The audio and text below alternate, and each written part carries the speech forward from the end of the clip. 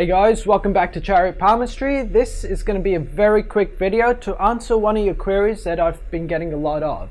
The question basically goes, I've got a lot of really cool and rare palmistry symbols on my hands. Why aren't I a billionaire? And I get this question in several different forms. One housewife sent me a question or a comment in one of the videos. She basically said, I don't have lots of money, my husband has lots of money, I've got all these rare symbols on my hand, so why is it that I'm dependent on my husband? And the basic variation is, I've got rare symbols on my hands, why don't I have lots of money? So I'm going to answer that question for you and also try and tell you guys the context in which you can have lots of symbols and not be, a billionaire, so to speak. So that's what this video is going to be all about. And the first point I want to make about this is you've actually got to compare yourself and your level of wealth to everyone alive today. If you have access to the internet that you can get on YouTube and watch palmistry videos, you've got more wealth than most people alive today. You're not going to worry about having 3 meals a day. There are billions of people on this planet who don't have that luxury. You most likely have a roof over your head. You've got a certain degree of comfort within your life. What's essentially happening though is that you're taking that for granted. You assume that's a given and that your neighbor drives a better car than you, your brother owns more property than you, or something along those lines. You're comparing your wealth to that of other people.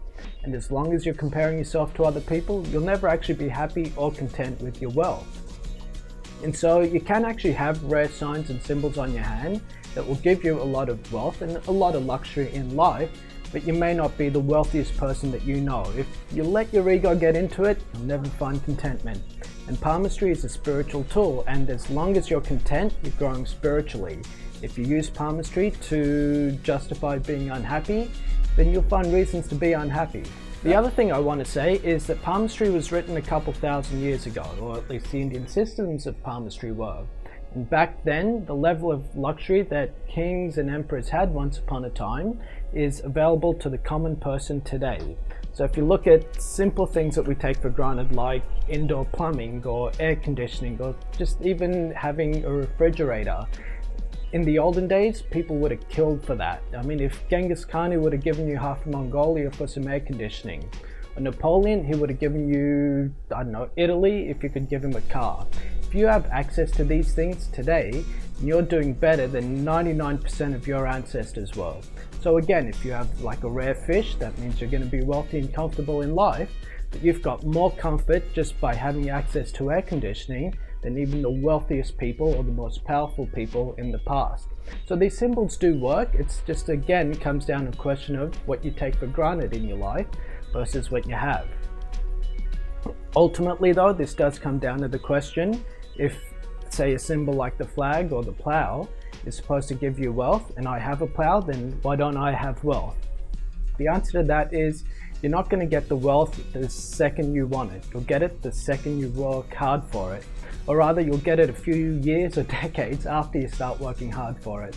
So it's essentially a karmic promise. You work hard, then you get your wealth. It doesn't come the second you turn on YouTube and watch a video about it. That comes down to the question, would you rather have millions and millions of dollars, or would you rather be happy and content in your life? And as I said before, palmistry is all about spirituality, so I want to guide you guys towards the contentment side of things. If you just want the dollar signs and don't care so much about being happy or not, palmistry probably isn't for you. I mean, you're not going to get much out of it that way. And I do want to tell you guys a story about one person I met. He's passed away right now, but this guy was a billionaire, and the time that I met him, he was probably about 3 months away from his deathbed at that point. My father-in-law actually passed away and I was in India, and through some common friends I got to meet this guy. He had liver failure, there was heart disease, all sorts of health issues, but this guy had more money than he knew what to do with. And when I met him, the first question he asked me was, what can I do to get more money? Now keep in mind, this guy is on his deathbed. He knows he doesn't have long to live, but his number one query wasn't how to fix his health or what to do for his family. It was how to get more money. You don't want to be that guy on your deathbed. You don't want to have billions of dollars and then not know how to enjoy it.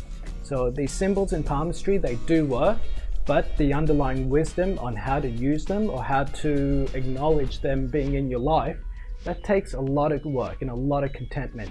That's what I want to leave you guys with. You can have these symbols and they do promise wealth, more luxury than you or most people in the world know about. But unless you're happy with it, then you may as well not have them.